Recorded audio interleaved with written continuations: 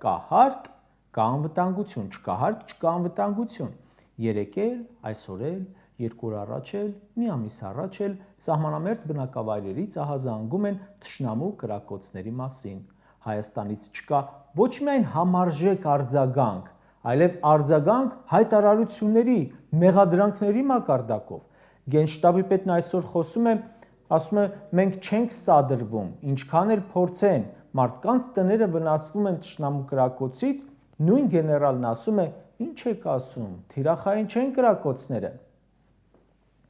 Մամուլը գրել էր, որ հարկատուներից մեկը տեղ համայնքի տարածքում հեռվից ատրճանակ է պահել ադրբեջանցի զինվորների ուղղությամբ։ Նրան եւ եւս 2 հոգու ձերբակալել է ոստիկանությունը։ Քրեական գործ է հարուցել։ Կրկնում եմ, թշնամու ուղղությամբ ընդամենը զենք պահելու համար։ Տեղ գյուղում, որտեղ թշնամին առանց կրակոցի իր դիրքերը առաջ է տվել։ Հիմա անվտանգություն կա։ 1991 թվականից ի վեր առաջին անգամ Հայաստանի տարածքի 200 քառակուսի կիլոմետրը օկուպացրել է թշնամին, բայց 91 թվականից ի վեր ամենաշատ հարկերն են մեր պետության մեջ հավաքվում։ Այո, հարկ կա, բայց կա անվտանգություն։ Ոչ։